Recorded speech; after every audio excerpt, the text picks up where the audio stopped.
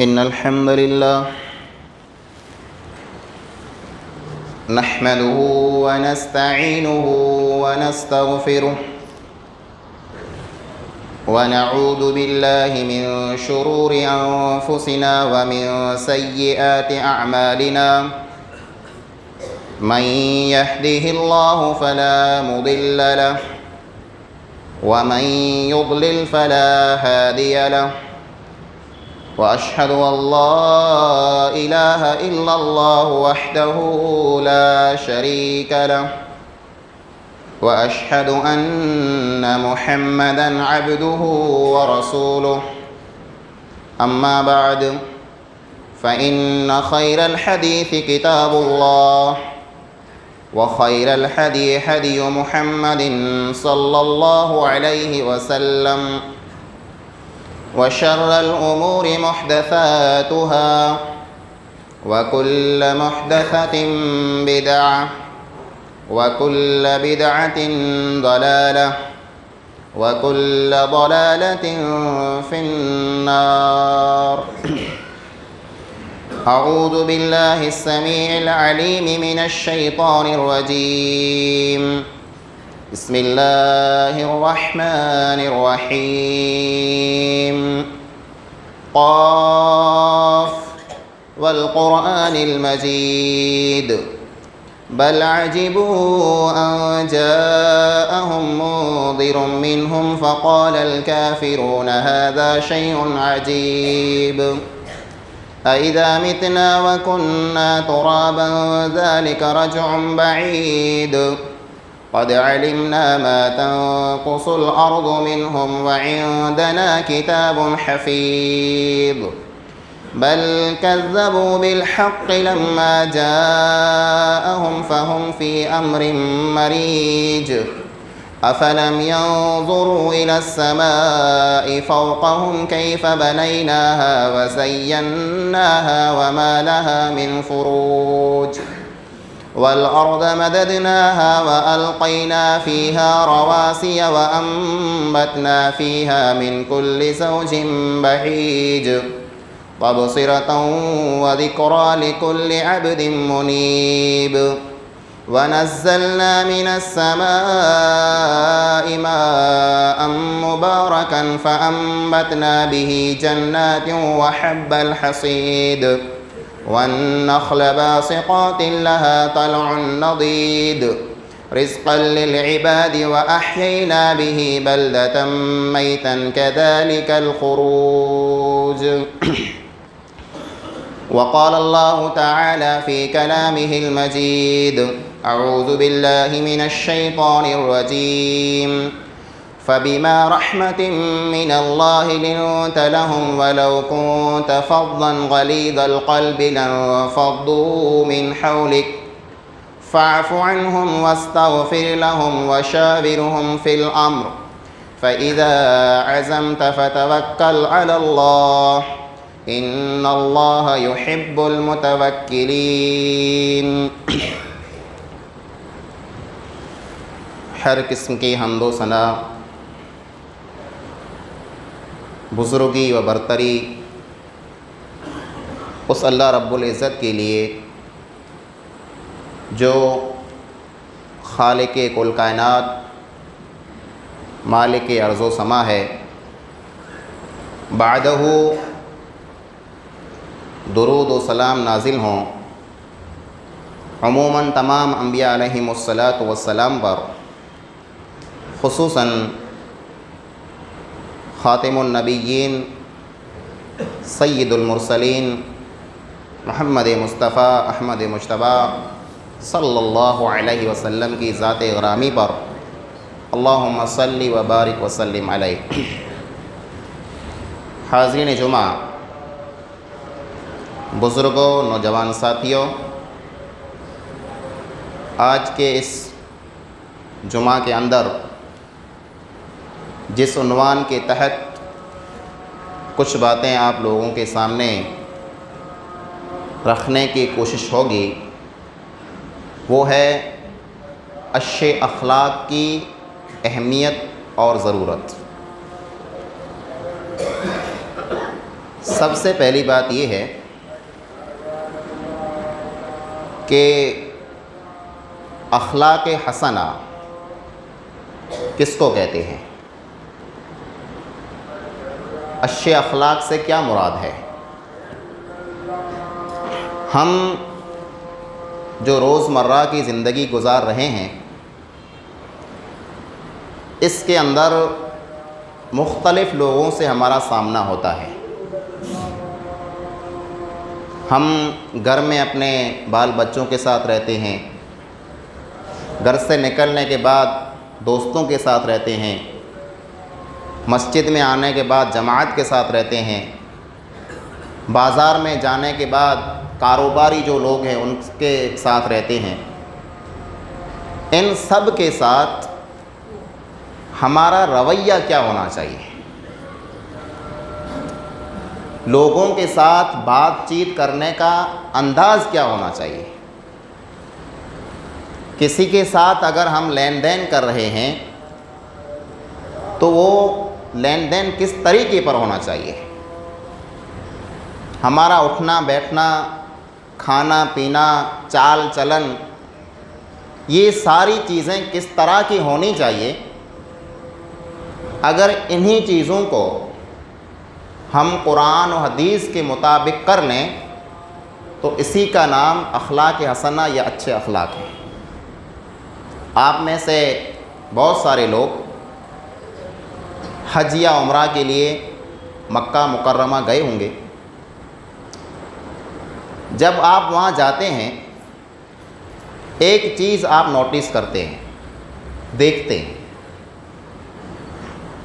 کہ دنیا بھر سے لوگ وہاں آتے ہیں، کسی ایک ملک سے نہیں، کسی ایک کنٹری سے نہیں، کسی ایک علاقے سے نہیں، کسی ایک قوم سے نہیں۔ آپ کو مختلف شکلوں کے لوگ وہاں ملیں گے۔ یورپ سے لوگ آپ کو ملیں گے، رشیا سے لوگ آپ کو ملیں گے، امریکہ سے لوگ آپ کو ملیں گے، افریقہ سے لوگ ملیں گے۔ ہر ملک سے لوگ وہاں آتے ہیں حج و عمرہ کرنے کے لیے۔ آپ لوگوں نے کبھی غور کیا، سوچا کہ اسلام جو ہے دنیا کے کونے کونے تک پہنچا؟ کس طرح پہنچا ہے؟ آج تو ہم پر الزام ہے نا کہ تلوار کے زور پر اسلام کو پھیلایا گیا ہے۔ یہ سارے وہ ملک ہیں جہاں پر کوئی مسلمان حکمران گیا ہی نہیں ہے۔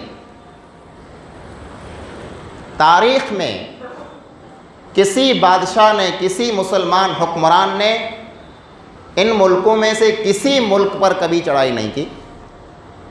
پھر وہاں اسلام کیسے پہنچا؟ وہاں اسلام پہنچا مسلمانوں کے اچھے اخلاق کے ذریعے۔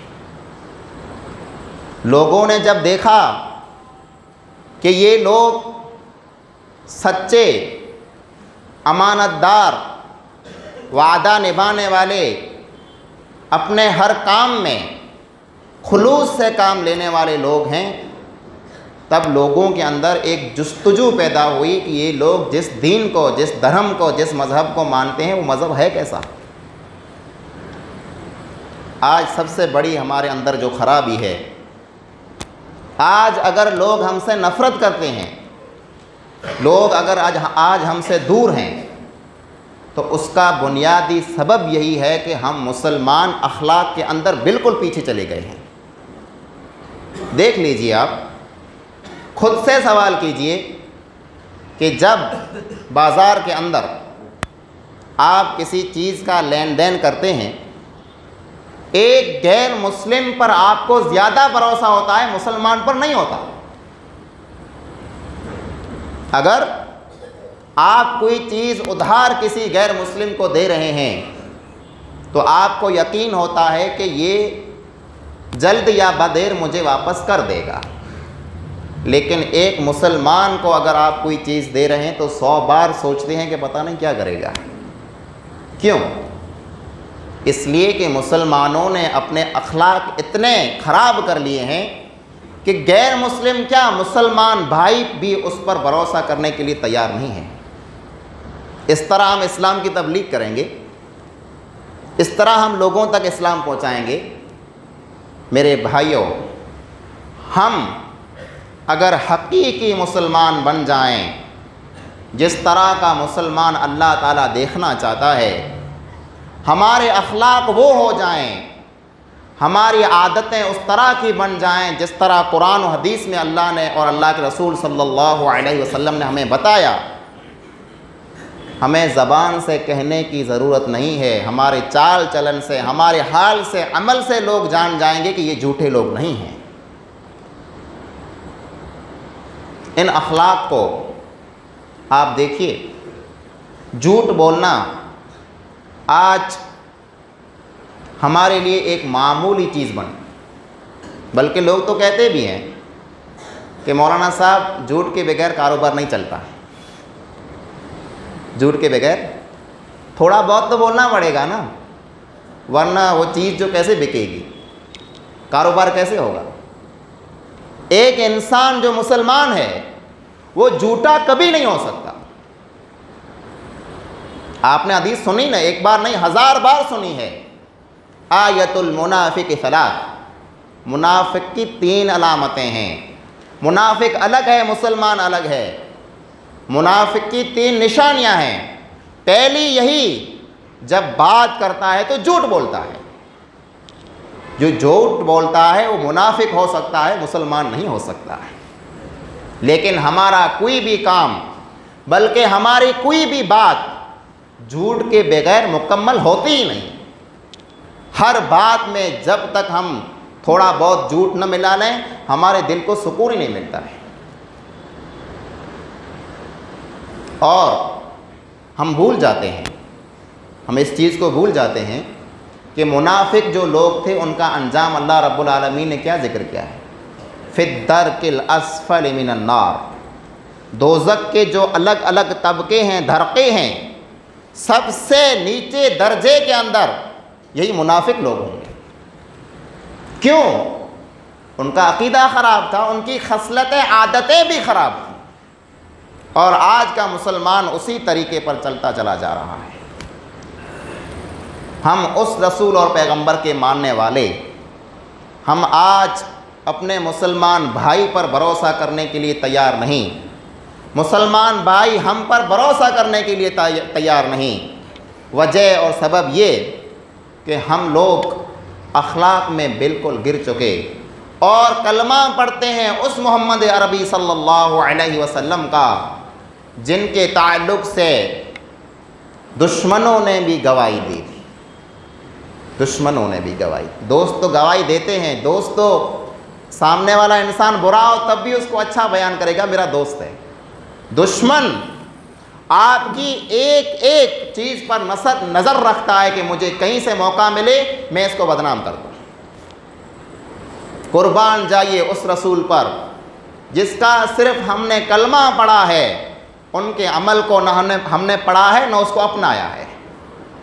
جب صفا پہاڑی پر چڑھتے ہیں اور سامنے جو کفار موجود ہیں ان سے سوال کرتے ہیں، ایک دن کے متعلق نہیں، ایک مہینے کے متعلق نہیں، ایک سال کے متعلق نہیں، بلکہ کہتے ہیں میں نے 40 سال کی زندگی تم لوگوں کے درمیان گزاری ہے۔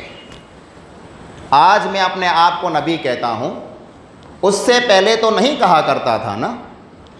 40 سال کا عرصہ جس میں جوانی ہے، جس جوانی میں لوگ نہ جانے کیا کیا خرافات کرتے ہیں، میں 40 سال کا ایک ایک سال، ایک ایک مہینہ، ایک ایک گھنٹہ تمہارے سامنے رکھ رہا ہوں۔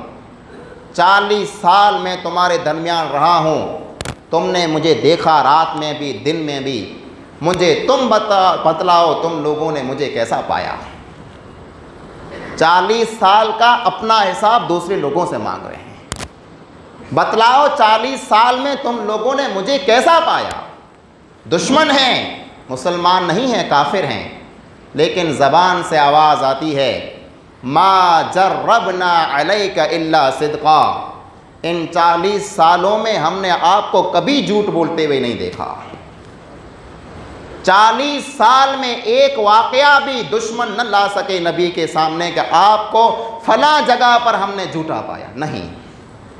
40 سال کے اندر جب بھی ہم نے آپ کو دیکھا آپ کی زبان پر سچ تھا، آپ کا عمل آپ کا کام سچا تھا، ہم آپ کو جھوٹا نہیں کہہ سکتے۔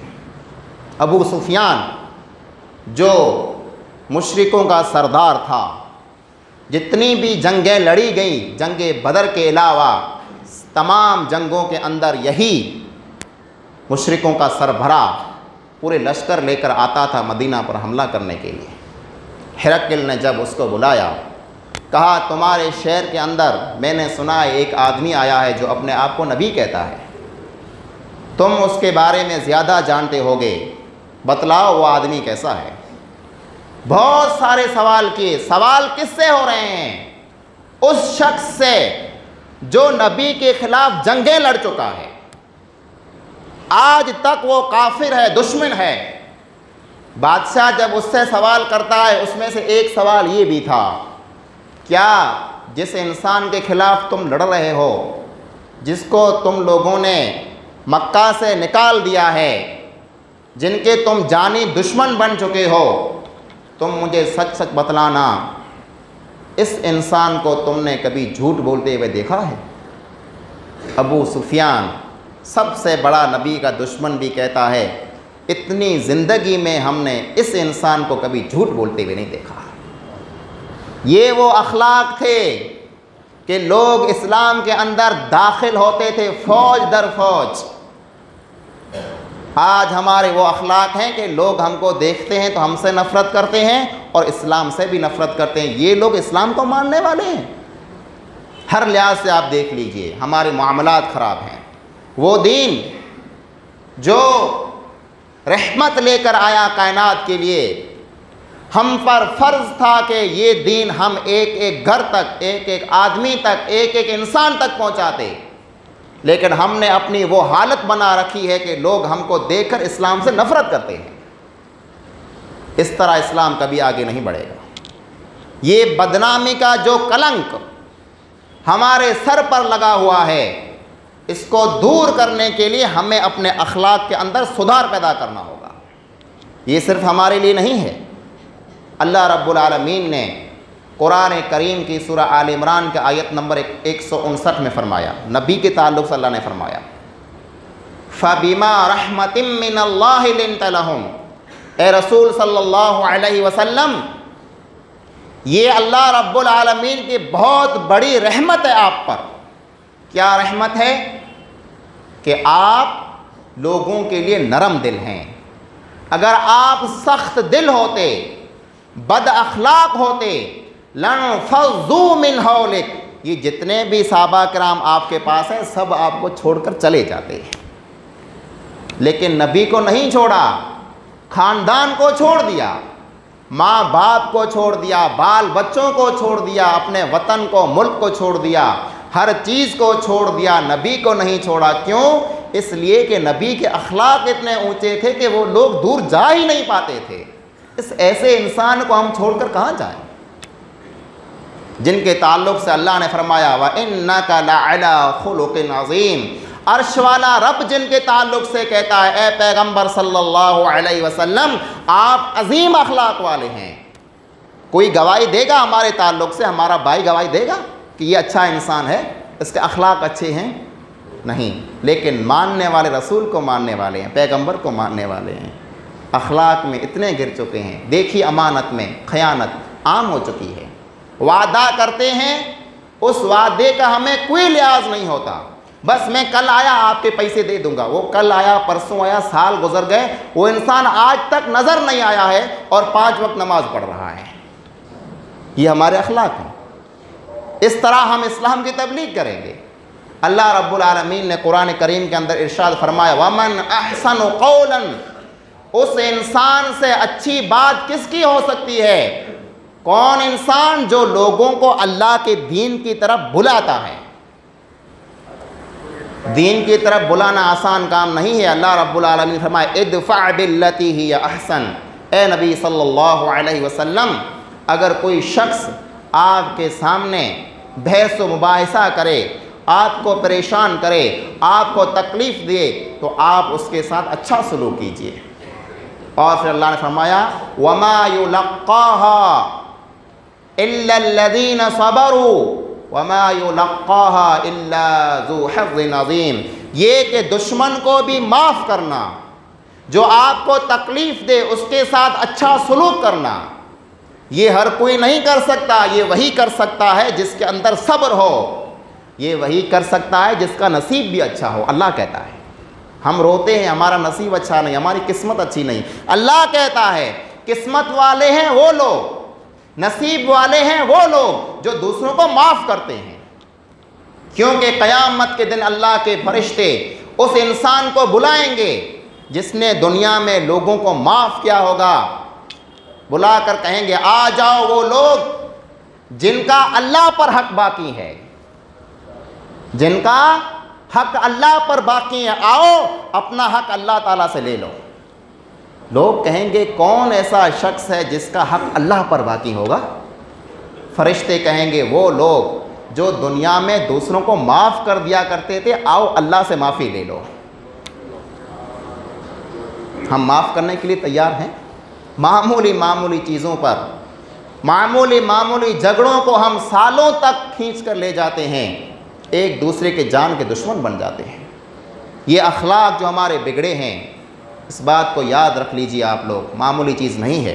یہ تو دنیاوی فائدے ہیں کہ اگر ہمارے اخلاق سدھریں گے تو دنیا کے اندر ہم کو اور اسلام کو فائدہ ہوگا، آخرت کے اندر کیا فائدہ ہے؟ رسول اکرم صلی اللہ علیہ وسلم فرمایا ما من شیء اثقل فی میزان العبد المؤمن یوم القیامت من حسن الخلق۔ قیامت کے دن جب انسان کے اعمال کو تولا جائے گا، اعمال جو ہم کرتے ہیں وہ گنے نہیں جائیں گے ایک دو کر کے، نہیں، بلکہ اعمال کا وزن کیا جائے گا، ایک ترازو ہوگا، ہو سکتا ہے کسی شخص نے 100 اعمال کیے ہوں، ایک شخص نے ایک ہی عمل کیا ہو، اس کا ایک عمل 100 اعمال پر بھاری ہوگا۔ جب ترازو لایا جائے گا، اس میں نمازیں بھی ہیں، اس میں زکوٰۃ بھی ہے، حج بھی ہے، عمرے بھی ہیں، نہ جانے کتنی نیکیاں اس نے کی ہیں، لیکن میرے اور آپ کے رسول صلی اللہ علیہ وسلم فرماتے ہیں اس ترازو کے اندر جو چیز سب سے زیادہ وزن والی ہوگی کون سی ہوگی؟ سوچئے کون سی ہوگی؟ ہم جو اعمال کر رہے ہیں، کون سا عمل سب سے زیادہ وزن والا ہوگا کہ وہ عمل آئے گا ترازو میں، نیکیوں کا ترازو جو ہے جھک جائے گا، وزن اس کا بڑھ جائے گا۔ فرمایا انسان کے اچھے اخلاق جو ہیں سب سے زیادہ بھاری ہوں گے۔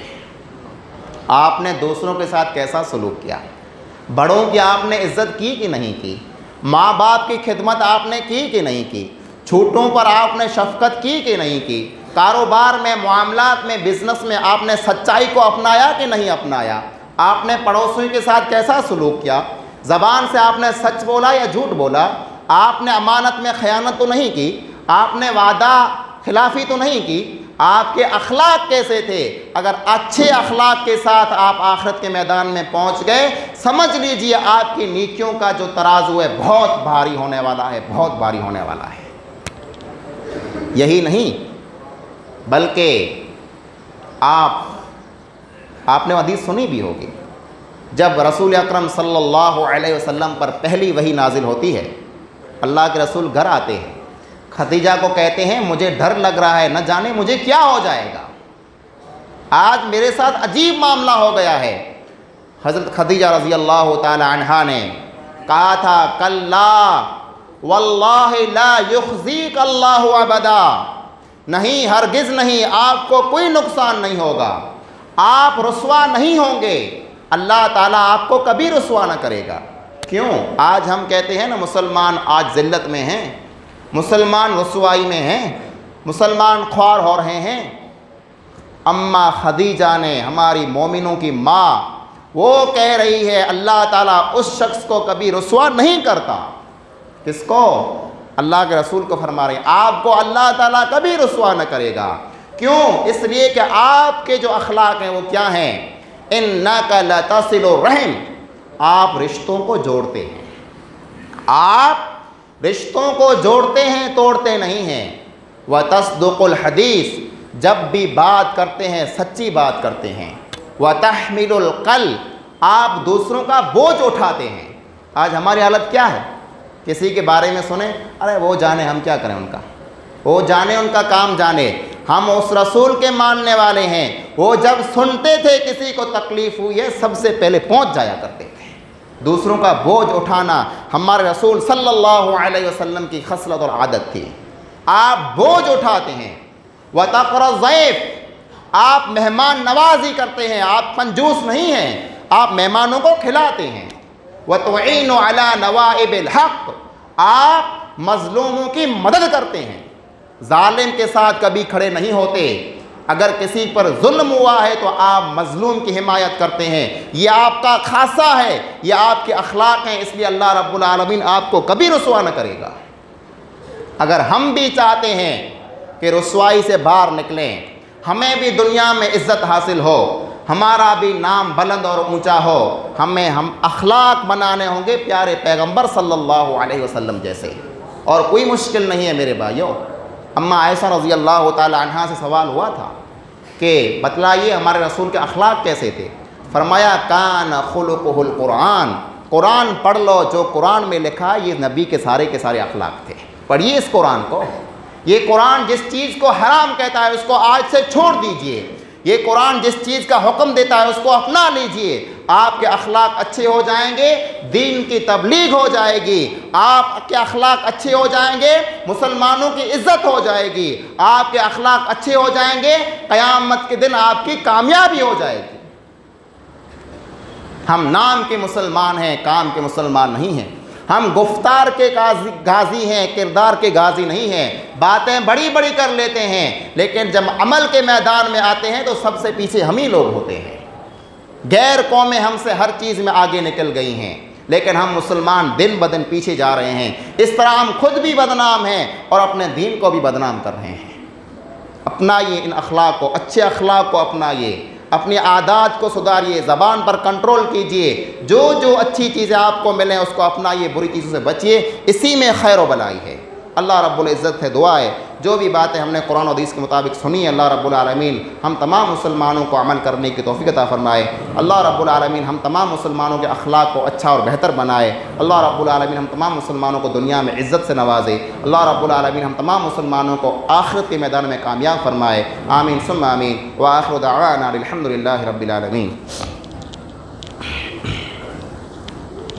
إن الحمد لله نحمده ونستعينه ونستغفره ونعوذ بالله من شرور أنفسنا ومن سيئات أعمالنا من يهده الله فلا مضل له ومن يضلل فلا هادي له وأشهد أن لا إله إلا الله وحده لا شريك له وأشهد أن محمدا عبده ورسوله أما بعد أعوذ بالله من الشيطان الرجيم بسم الله الرحمن الرحيم إن الله وملائكته يصلون على النبي يا أيها الذين آمنوا صلوا عليه وسلموا تسليما اللهم صل على محمد وعلى آل محمد كما صليت على إبراهيم وعلى آل إبراهيم إنك حميد مجيد اللهم بارك على محمد وعلى آل محمد كما باركت على إبراهيم وعلى آل إبراهيم إنك حميد مجيد عباد الله رحمكم الله إن الله يأمر بالعدل والإحسان وإيتاء ذي القربى وينهى عن الفحشاء والمنكر والبغي